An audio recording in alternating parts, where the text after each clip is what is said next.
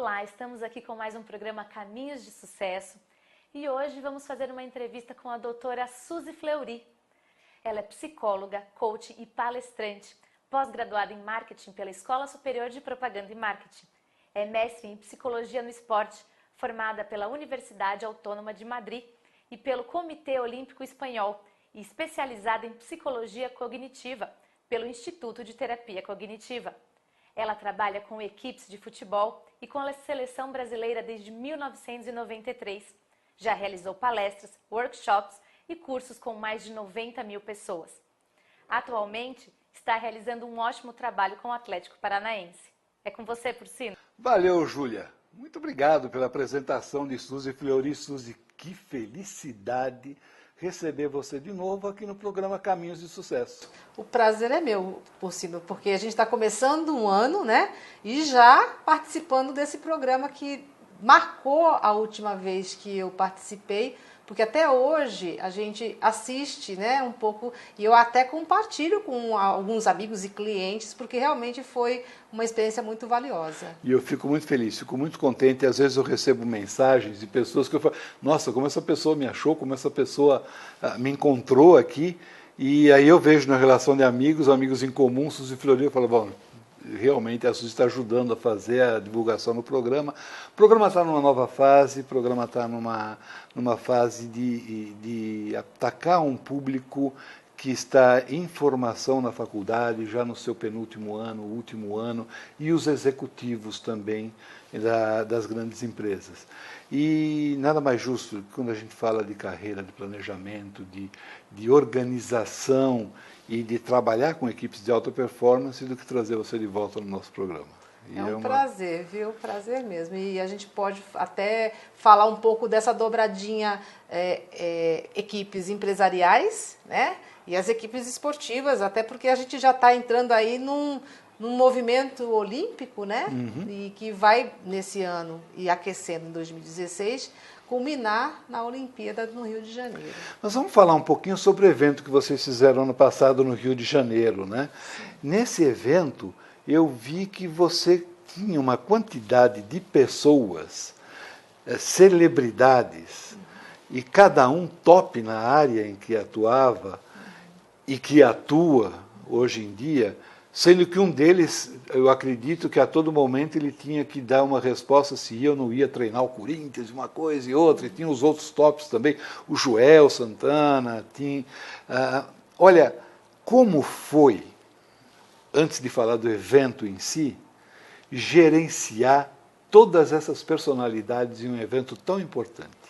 Olha, foi uma das experiências mais importantes da minha vida, não falo nem da carreira, mas como pessoa, porque nós tínhamos, além de personalidades, nós tínhamos pessoas que estavam iniciando sua carreira também, né?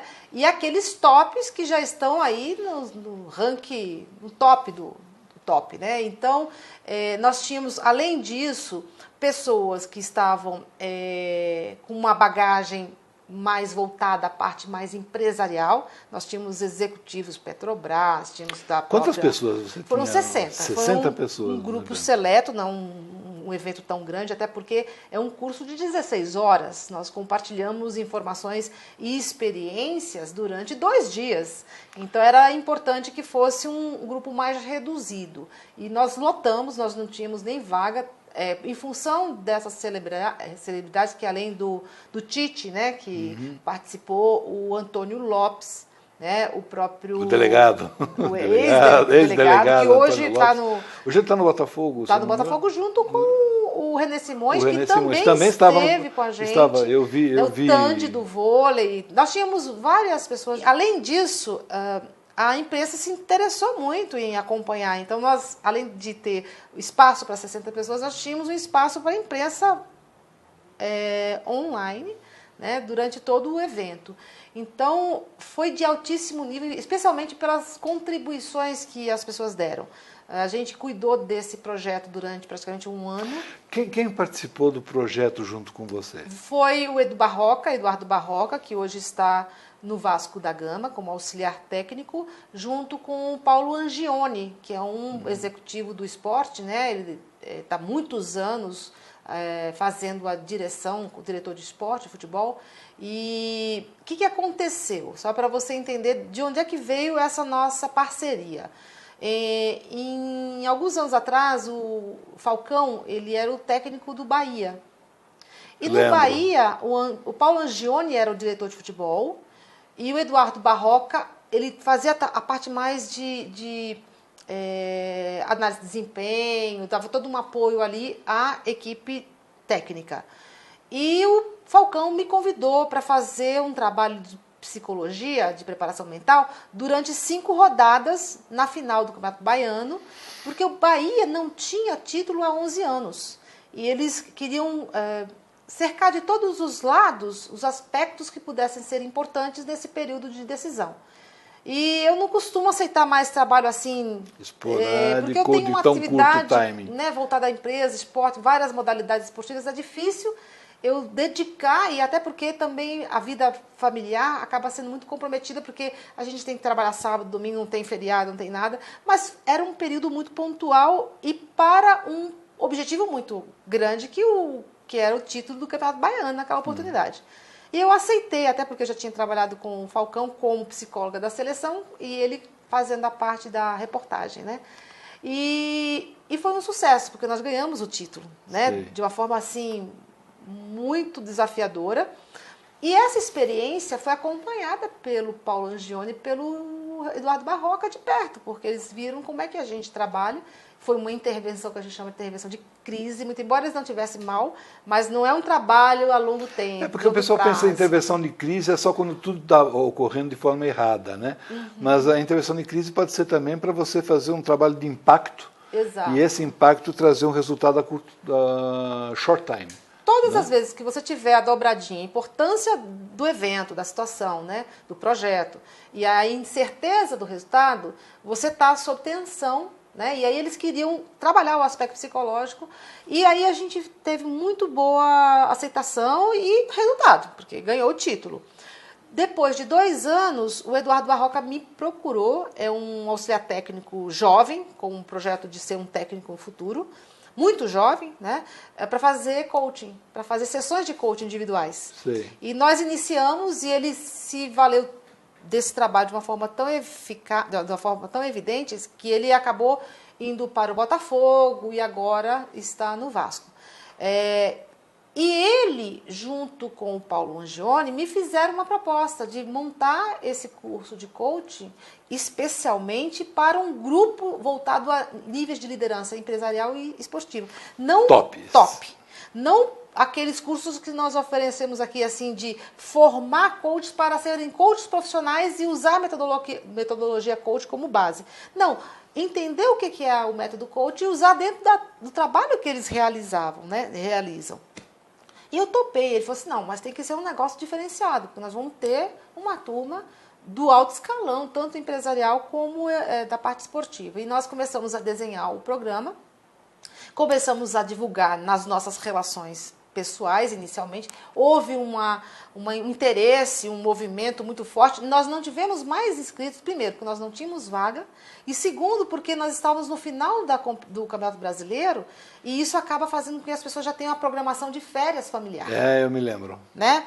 Então, nós tínhamos até outros interessados em participar que não tiveram chance por conta dessa situação. Isso me dá abertura para uma nova pergunta, que é, vocês têm no seu planejamento levar esse evento, esse curso, para outras regiões, em outras datas aqui no Brasil? Porque depois do 7-1, quanto mais a gente falar de gestão, principalmente na área esportiva, nós temos que abrir, eu acho que regionalizando, é uma opinião minha. E depois de toda a situação econômica e financeira que passa o país, os executivos também de grandes empresas têm que encontrar uma forma de fazer com que seus liderados tenham condições de sobrepujar todos esses obstáculos. Então, como é que vocês estão planejando isso? Como é que... Hoje nós temos uma parceria com Furnas, que abriu as portas e deu uma estrutura maravilhosa para nós no Rio, em Botafogo, né? E temos uma programação já para um próximo módulo, que é uma das competências, que a gente trabalha várias competências dentro do coaching de excelência. Vamos lembrar quais são? Olhando para o meu querido ouvinte e assistente. Aproximadamente 30 competências. Então, assim... As principais. Você tem uma visão de futuro, saber onde você quer chegar. Porque você não muda a tua realidade se você não tiver claro o que você quer no teu futuro. A partir desse futuro, definir e avaliar como é que está o teu presente. Para você ter esses dois pontos, situação atual e situação desejada. Depois disso, estabelecer estratégias. Como é que eu vou modificar essa realidade, passar de onde eu estou para onde eu quero chegar? Vamos dar um exemplo até um pouco mais simplificado, em termos de emagrecimento, né? Eu estou acima do peso X, então eu quero... Né? Ela falou olhando para mim. Atual, eu estou ao X e eu quero o Y. Então, qual é a estratégia e o tempo que a gente tem para poder atingir esse objetivo? Depois nós vamos trabalhar algumas questões como o que faz a mudança acontecer é a execução. Você pode ter um planejamento, você pode saber tudo o que tem que ser feito para emagrecer. Se você não executar, e a execução vem do quê? Das escolhas e decisões diárias. Escolher uma fruta ou escolher uma fritura. Né? Tomar uma água ou tomar um refrigerante. Então, esses momentos de decisão que a gente vive diariamente, onde as escolhas estão à nossa disposição, eles vão nos aproximar do que a gente quer, ou vão manter a gente onde a gente está. Né? E aí, tem algumas competências que são importantes também considerar, que é a inteligência emocional. Porque quando a gente faz mudança, a gente vai entrar na zona de turbulência. Por quê? Porque a gente está saindo da nossa zona de conforto. E a turbulência é de transição. Mas quando a gente sabe a expansão, ou seja, onde a gente vai chegar, e os benefícios, e pensa sobre esses benefícios, nós ficamos sempre conectados com esse futuro que nos interessa, e que nos liberta desse presente que nos aprisiona. Então, pensando em tudo isso, realmente a decisão que vocês estão tomando é correta, que é de segmentar e trabalhar algumas competências por cada evento, mesmo regionalizando, porque eu acho que dá uma amplitude e uma abertura muito melhor para o público. Sim, próximo em março, 16 de março, será a inteligência emocional. Porque ela já tem local onde vai ser? Tem, em Furnas. Lá em Furnas, no Botafogo, Rio de Janeiro. No ano de 2015, nós vamos abrir a primeira competência da inteligência emocional, porque as pessoas que já fizeram o coach de excelência já se interessaram pelo tema e já vão ser os principais alunos, né, os principais participantes do próximo curso. E nós vamos dar uma segunda rodada ainda no Rio de Janeiro do coach de excelência, o mesmo que nós fizemos em dezembro agora de 2014, ainda no Rio. E já estamos estudando parcerias com algumas pessoas, com algumas empresas aqui de São Paulo. Será em 2016 nosso segundo movimento. Aí nós vamos para o sul, nordeste e centro do país. Além desses eventos em 2015, o que mais está acontecendo que você possa nos dar de novidades em 2015 em relação ao seu trabalho profissional na área de esportes ou mesmo na área corporativa? Olha, nós estamos crescendo em relação a formar pessoas que queiram trabalhar com a metodologia coaching. E nós temos um diferencial competitivo muito forte, que é a base de fundamentação. Nós temos realmente buscado nas grandes referências mundiais, como Harvard, o MIT, né, a Universidade da Pensilvânia, as bases conceituais para sustentar o programa que nós oferecemos. Essa é uma vantagem de quem faz a formação com a gente, porque ela sabe o que está fazendo. E quando aplicar uma técnica, não é apenas uma coisa mecânica, ela tem uma base de fundamentação. E, por outro lado, o roteiro, o protocolo, o que se faz na primeira sessão. Por que uma primeira sessão de avaliação inicial ela tem 1h30? Né? Por que a gente tem que ver se é para coach, se é para terapia, se é para consultoria? Então, isso nós temos assim definido, sessão a sessão, um programa de 10 sessões. Então, a primeira, a quinta e a última, a gente considera as sessões de avaliação. A avaliação inicial, a avaliação periódica, que é no meio, e a avaliação final. Entre as sessões, as sessões que vão trabalhar as técnicas e ferramentas para que, ao final, as pessoas saibam aonde elas querem chegar, de onde elas estão partindo, como é que vai ser a estratégia para ela fazer essa mudança e os recursos financeiros, materiais, humanos, emocionais que ela vai precisar dispor e as competências que ela vai precisar desenvolver. Isso, quando a gente fala de esportes, eu fico muito feliz. Passa por uma fase muito crítica em todos os níveis, seja governamental, seja corporativo, seja um nível no segmento esportivo, segmento de franquias e segmento de varejo. Mas no segmento esportivo eu percebo muita gente, muitas entidades querendo comandar a mesma coisa. Uma CBF querendo comandar os clubes internamente, sem ter o poder para isso legal, eu acredito. A não existência de uma liga dos clubes aqui no Brasil. A não existência do clube empresa. Aqueles que se tornaram clube empresa, a gente vê hoje, e acho que no Paraná é onde tem mais clubes, ou no Sul, tem mais clubes e empresas que tiveram um resultado financeiro muito bom. A gente não vê uma preparação, a gente não vê um departamento de gestão funcionando no meio esportivo, falando de futebol. Mas a gente vê acontecendo isso daí em vôlei, a gente vê acontecendo isso daí em outras áreas. O que você acha que precisaria mudar drasticamente no futebol, que é a paixão nacional, e onde se movimenta milhões e milhões e milhões, para que eles possam realmente se tornar algo mais profissional? Olhando para o Brasil do esporte, nós temos as duas grandes pilares, o esporte futebol e o esporte olímpico. São dois grandes pilares. No futebol, a gente tem uma história aí, inclusive com as campanhas e os títulos que nós ganhamos, dentro de uma realidade onde o talento, muitas vezes individual, ele acabava fazendo a grande diferença. O que acontece com o país Brasil em relação à sua política esportiva? Nós temos um déficit grande em relação aos Estados Unidos. A política brasileira não prioriza a educação. Nós não temos um país ligando o esporte ao sistema educacional. Uma coisa que a Alemanha nos está ensinando há 12 anos. O que eles fizeram, demoraram 2 Copas para poder chegar a uma terceira Copa e ganhar. E os Estados Unidos, que outro dia começou com o futebol, e veja o que eles fazem hoje. Vou dar um exemplo para você. Nós tivemos, alguns anos atrás, 97, por aí, fazendo um levantamento. Eu queria conhecer o Dr. Daniel Goleman. Ele era a grande referência, e é ainda, né? Mas ele surgiu como assim, o Papa da Inteligência Emocional, trazendo a base da inteligência emocional para a educação e para a empresa. E eu queria perguntar para ele assim, como eu uso a inteligência emocional para o esporte? E eu fui fazer essa questão para ele lá em Williamsburg, uma cidade de 700 habitantes naquela oportunidade, e eu procurando, onde mora o Dr. Goleman? Onde mora o Dr. Goleman? Uma cidadezinha muito pequenininha, ninguém sabia. Até alguém perguntar assim, mas não é o Dan? Não é o Dan?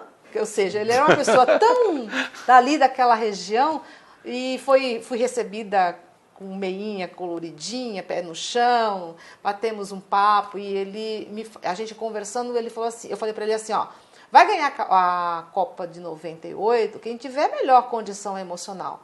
E ele riu, porque ele falou assim, eu também concordo com você. Mas ele tinha pouca percepção e envolvimento com o esporte.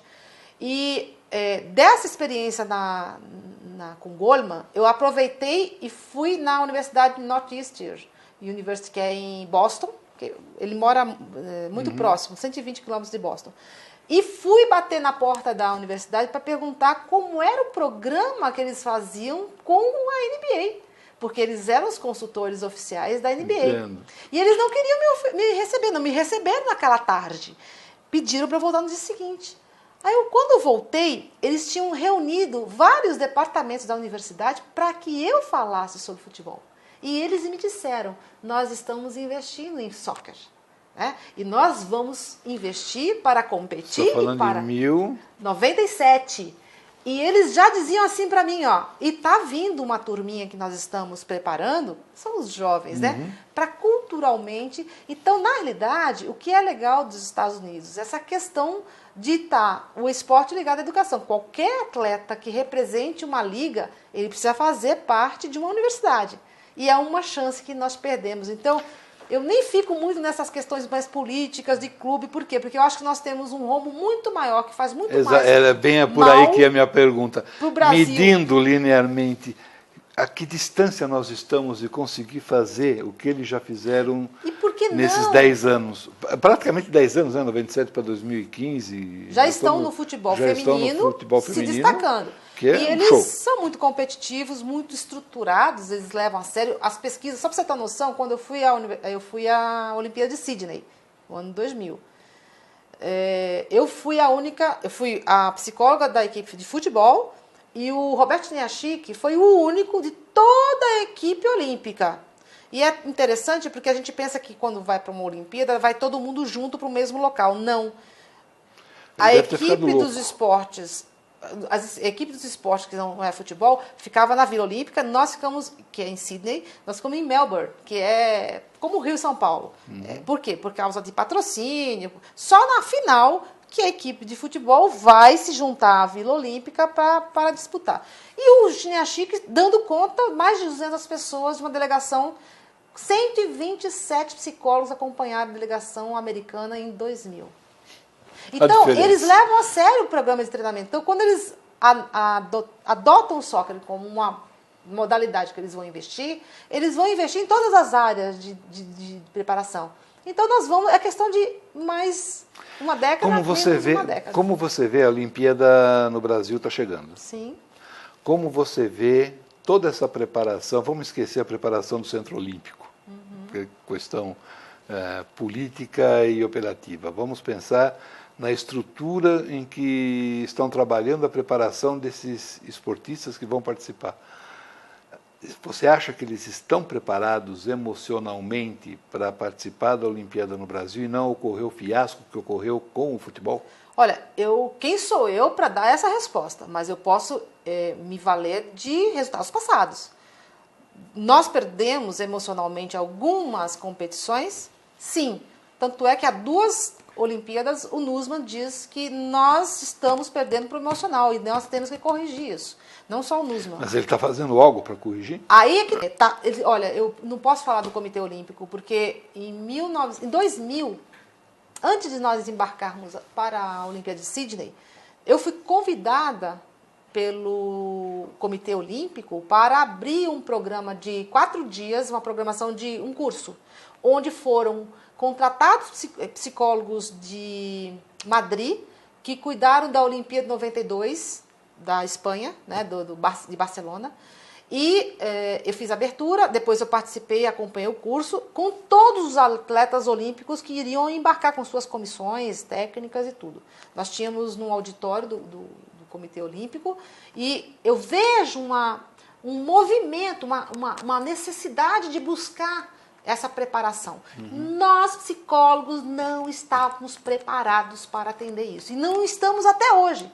Porque existe a demanda há muito tempo, existe um movimento do futebol menos, mas do Comitê Olímpico, de buscar, de alguma forma, corrigir ou trabalhar esses aspectos psicológicos, mas desde o ano de 2000, nós já estamos quase 15 anos, 15 anos é fazer agora, que eu não vejo ainda. Então, o que acontece? São situações assim, de dar autonomia para as confederações, para que através das confederações os atletas tenham acesso aos profissionais da psicologia.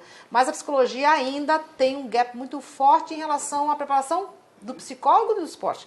Nós temos psicólogos clínicos, mas não são adequados para o trabalho de performance. Eu estou falando da minha categoria. Não, mas é uma deixa para uma... Eu adoro conversar com você sobre isso, porque esporte é uma coisa que eu amo demais e eu adoraria escrever e fazer um programa somente sobre esporte, mas levar um esporte para nível de gestão e resultados, não falar sobre resultado esportivo, não falar sobre clube, não falar sobre fofocas e transações de jogadores, nem nada. É exatamente focar o que está sendo feito e o que deve ser feito, em quanto tempo e como deve ser feito para preparar o emocional desse pessoal. Que tem muito a ver com a educação, que vem lá de trás, que tem muito a ver com a cultura do brasileiro, que tem muito a ver com aquilo, eu ganhei, então eu sou sempre o melhor, e não é bem assim, os outros estão se preparando. Em quanto tempo que se pode formar uma equipe de psicólogos capazes de trabalhar da forma como você acha que deve ser correto e você sonha que um dia possa ser o ideal? O que a gente precisa é aproximar teoria e prática. Então, ao mesmo tempo que a gente tem que ter uma base teórica forte, e aí você tem que ter uma especialização para que essa base teórica seja forte, especialização em psicologia do esporte, você precisa aplicar isso dentro de um contexto esportivo, porque... Fica a dica. Mais um trabalho que eu acho que você poderia implantar no Brasil e que você é uma das poucas capazes de implantar um tipo de trabalho como esse. Então, Suzy. vou te dar um... Não estou puxando saco, hein? Eu estou falando que realmente eu vejo, lendo e observo com resultados. Vou te dar uma em última mão, que foi ontem, né? Que eu última fechei, não, a primeira, então. Primeira mão. Fechei com o Clube Atlético Paranaense um projeto para desenhar para 5 categorias todo o processo de preparação mental e emocional, que a gente chama psicológica, né? De apoio à divisão científica que tem lá, porque já tem uma metodologia de trabalho para orientar o treinamento, independente do técnico, você pode mudar técnico, mas o desenho do treinamento está sendo feito pela diretoria científica do clube, e a gente está até discutindo se vai abrir um departamento de psicologia ou se vai abrir procedimentos de psicologia dentro do sistema de trabalho que já está sendo implantado. Existe o risco da mudança da diretoria, mudar a filosofia, ou você acha que realmente o Atlético Paranaense está trabalhando em não ter esse risco? Essa é uma visão do presidente. Esse é um projeto do presidente. Então, assim, pode mudar até a diretoria, mas quem decidiu, quem definiu e quem está desenvolvendo e implementando esse projeto é o presidente. Então, é natural que isso perpetue por mais tempo, né? Esse trabalho que você vai desenvolver no Atlético Paranaense, ele vai servir como um exemplo, um case, que eu tenho certeza que vai ser de sucesso, para as outras equipes aqui no Brasil. E a gente já pôde medir um pouco desse trabalho, que foi o que você fez no ano passado, com o próprio Atlético Paranaense, onde eles estavam numa situação dentro do campeonato e depois do seu trabalho chegaram numa situação no final bem mais cômoda. Olha, né? Eu vou dizer para você... Eu estou puxando saco agora porque eu gostei do trabalho. Deixa eu falar uma coisa para você. É um caso de amor com o Atlético Paranaense. Porque... Podia ser com o Corinthians, né? Poxa, tinha que ser com o Atlético Paranaense. O que acontece? No ano de 2001, o Atlético estava nas finais do Campeonato Paranaense e eles...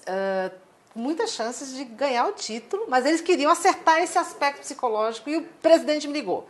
Eu digo, presidente, 2 jogos, eu não faço milagre, né? Não, venha, tal. Eu digo, não é uma coisa que eu possa dar realmente uma parcela de contribuição efetiva, porque o trabalho tem que ser feito mais a médio e longo prazo. Ele falou assim, olha, vamos fazer o seguinte, você vem e eu te contrato para o brasileiro, porque naquela época o brasileiro começava lá para agosto, né? E você vai fazer o trabalho desde o início. Aí eu topei o desafio. E eles ganharam o título do Campeonato Paranaense. Nós temos a faixa para depois mostrar aí para o nosso telespectador. Só que o que aconteceu? Eles contrataram um técnico chamado Mário Sérgio, casado com uma psicóloga, e que não quis o trabalho da psicologia. Estou dedurando. Eu adoro quando dedura. E ainda mais o Edmundo, que está atrás Mário da câmera, Sérgio, que casado adora com uma esporte. psicologia, não quis um trabalho de psicólogo. Ok, colocou a equipe do Atlético Paranaense no Campeonato Brasileiro até o 3º lugar. E aí foram acontecendo os problemas extracampo. Que acontece. Extracampo é para aspectos de comportamento é direcionado à parte da psicologia. E de 3º lugar, eles passaram a 13º lugar. Que foi quando você voltou. O treinador jogou a toalha, dedurou os atletas, porque eu estava aqui em São Paulo escutando a Jovem Pan falar que fulano estava na noite e eu escutando esse técnico dar esse tipo de entrevista. Fiquei muito assim, assustada até com aquele tipo de comportamento. Mas eu não tinha nenhuma relação com o Atlético, a não ser o histórico de ter dado uma contribuição em 2 rodadas apenas, né?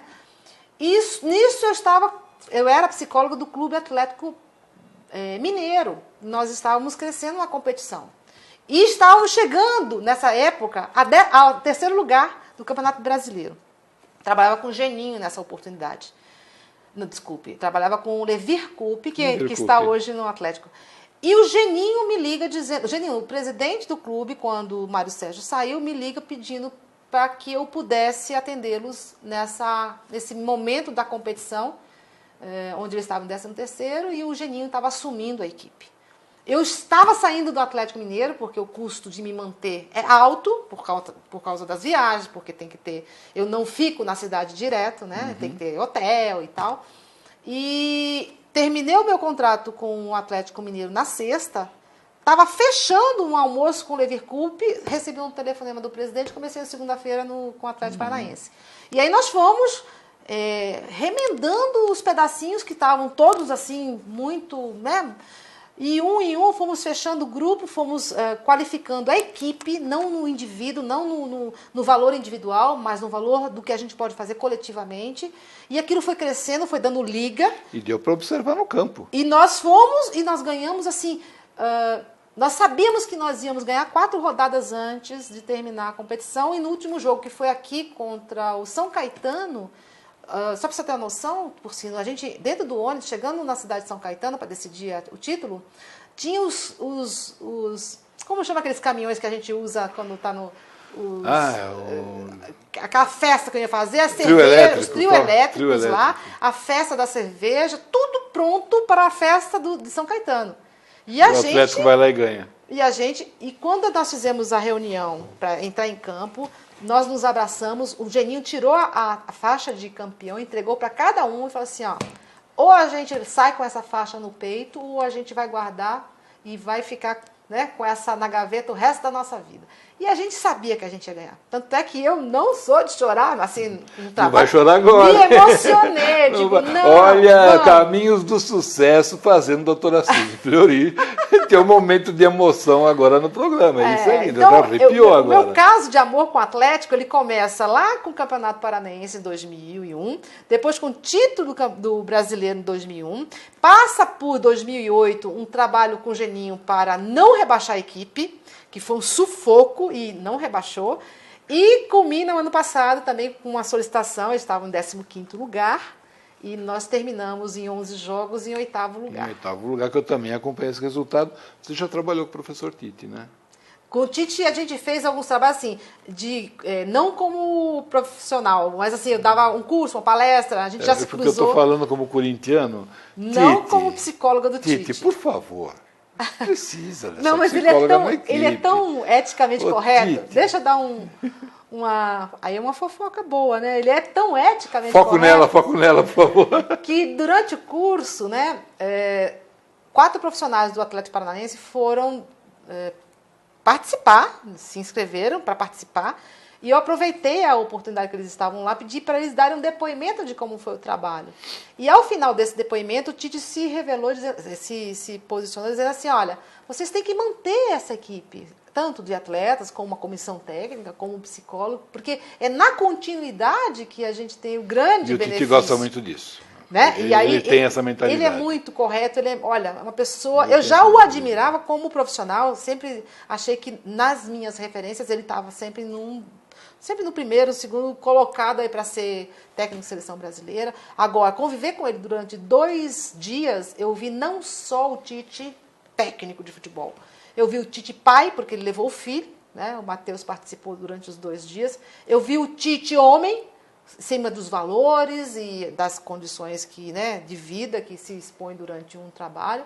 E fiquei, se eu já tinha uma admiração, eu fiquei encantada. Então, para mim, realmente, ele está, eu diria assim, ele é uma pessoa espiritualizada, ele está num outro nível. Ele está no outro patamar, num outro nível. Um dia eu gostaria de contar a história dele, mas não no aspecto do futebol. A gente ouve muito a história do Tite só voltado para o aspecto do futebol. É o aspecto emocional, o aspecto do trabalho, o aspecto daquela pessoa que começou jogando bola, que começou trilhando o seu caminho, chegou, não chegou. mas sempre pensando no fator gestão e fator família, porque a gente percebe muito isso nele quando ele está falando, quando ele está explicando alguma coisa, e o fator espiritual. Ele é uma pessoa realmente um pouco diferente, né? Bem diferente. Resumindo, o nosso bate-papo, se pudesse, a gente ficaria aqui umas 2 horas conversando, daria matéria para 2, 3, 4 programas, mas eu não vou fazer isso porque assim eu posso voltar no seu escritório outra vez para gravar. Resumindo, quais são os seus planos a curto e médio prazo, em 2015 e 2016, e se alguma novidade mais além do Atlético Paranaense tem, que você queira colocar para a gente? Nós temos, então, esses cursos no Rio de Janeiro ainda, né, que são de coach de excelência voltada para líderes e empresariais esportivos. Nós vamos até abrir esse novo de inteligência emocional. A formação aqui, que nós temos o avançado 1 e 2, nós temos as especializações equipe, esporte, empresa. Temos os atendimentos, que eu cada vez tenho menos possibilidade de estar atendendo, tamanho o número de pessoas que me procuram. E a questão mesmo de fazer 2015 ser um degrau de evolução da própria metodologia coaching, de a gente poder estar fazendo o quê? Apresentações em congresso, continuar fazendo isso, buscar transferir essa informação através de artigos, também de livros, e vão construir fazendo com que essa metodologia esteja acessível ao maior número de pessoas possível, porque ela mudou a minha vida. Eu já era uma pessoa formada, trabalhava, mas ela deu um grande up no meu lado pessoal e deu uma abertura de possibilidades na minha parte profissional. Então, quanto mais a gente conseguir compartilhar isso, mais pessoas serão beneficiadas. E a gente tem uma meta de 2020, fazer com que isso seja assim, uma metodologia acessível a qualquer pessoa no planeta. Aí ela que vai decidir se aquilo vai ser alguma coisa de valor ou se ela tem uma outra opção para utilizar. Logo, logo a gente vai ver a Emotional Academy Around the World. Remember that. I'm telling today. Emotional Academy Around the World, by Suzy Fleury. Estou dizendo isso hoje, no dia da gravação do programa, certo? Que é, hoje, que dia? 16? O meu contra-regra aqui está dizendo 16 de janeiro, uma sexta-feira, à tarde, em pouco tempo. Esse trabalho que está sendo implantado aqui agora, esse trabalho que ela está iniciando, e falar iniciando não é que começou hoje ou ontem, não, vem de bastante tempo atrás. Os frutos vão aparecer e logo, logo isso estará ao redor do mundo, isso sendo aplicado ao redor do mundo. Esse é um fator muito importante e eu vou ficar feliz de ter entrevistado, logo no começo, a doutora Suzy Fleury. Suzy, Porcino, meu amigo querido, muito parceiro, obrigado, feliz companheiro. da vida de poder, de você me receber com o meu programa aqui no seu escritório e poder trazer um pouquinho mais de mensagem positiva para todo mundo, falando sobre carreira, sobre gestão, sobre força, sobre emoção. E você é emoção pura quando trabalha. A gente sente isso. Procuro cuidar para que a cabeça também fique parceira do coração, para que a gente possa, juntos, né? Cabeça e coração, fazer da vida uma grande oportunidade para ser vivida, né? E compartilhada. E eu aproveito para agradecer ao seu time, né? Porque você tem um time de profissionais aí que estão dando essa cobertura. Nós temos hoje o José, que está na câmera, o Edmundo, que está na câmera, na direção de imagem, som e áudio, a Júlia, que está assistindo lá do lado também, que é a nossa nova apresentadora. Um time que faz acontecer. E o fotógrafo, que em breve estará junto com a gente também. O Tite estava com o filho dele, meu filho vai se agregar à equipe também como fotógrafo da equipe. Você viu o programa no passado, que era o Eu Grama, né? E hoje já somos 5 pessoas. Exato. Então, mais sucesso, mais prosperidade e que a sua mensagem possa chegar não só à mente, mas aos corações das pessoas, porque nós precisamos de um mundo mais humanizado e com essas trocas afetivas sendo mais compartilhadas, né? Exatamente. Obrigada, viu, meu Obrigado, amigo? querida. Sucesso, mais ainda. Sucesso para nós todos. Caminhos de sucesso. Fique ligado. Sempre uma boa notícia para você e uma grande história de sucesso para você usar como exemplo na sua carreira.